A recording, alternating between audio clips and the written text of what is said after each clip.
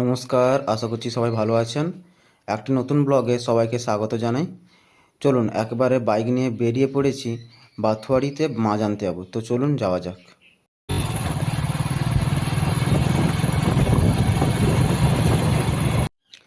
এই যে গ্রামের কাঁচা রাস্তা ধরে বাথুয়ারির উদ্দেশ্যে বাথুয়ারি হচ্ছে আমাদের বাজার।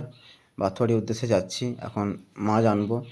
মা বলেছে চিংড়ি মাছ আনতে, আজকে আর সেরকম কোনো মাছ আনবো না। চলুন তো যাওয়া যাক, বাজারে গিয়ে দেখা হচ্ছে। এইটা হচ্ছে বাথুয়ারি চণ্ডী মায়ের মন্দির, আর এইদিকে দুই দিকে মাছের বাজার। চলুন বাড়িতে চলে এলাম এবং খাওয়া দাওয়া শেষ দিয়ে চলে এসেছি একবারে বাড়ির সামনে। এই যে খাল, আপনারা তো জানেন আমার বাড়ির সামনে খাল আছে।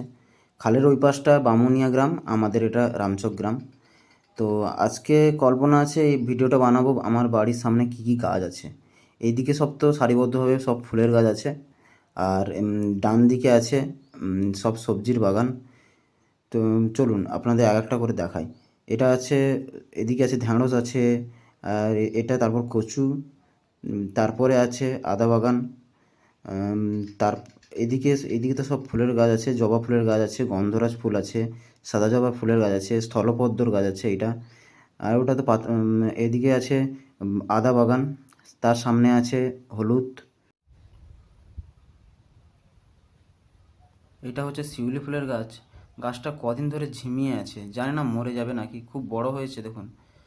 একটা গাছ ছিল অনেক বড়, কিন্তু ওটা তো ঘর তৈরির জন্য কেটে দেওয়া হয়েছে, ওটা অনেক আগে।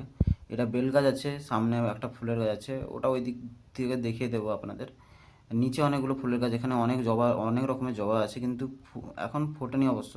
ওই নিচে একটা দেখুন লাল ফুল, ওটা কাঁটা যুক্ত লাল ফুল, কি বলতে পারবো না অবশ্য। এটা তো পাতাবাহার গাছ।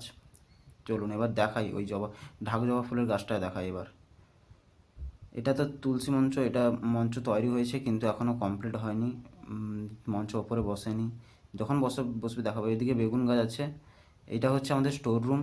এখন আগে গোয়াল ঘর ছিল, এখন স্টোর রুম হয়েছে। এটা ঢাক জবা ফুলের গাছ।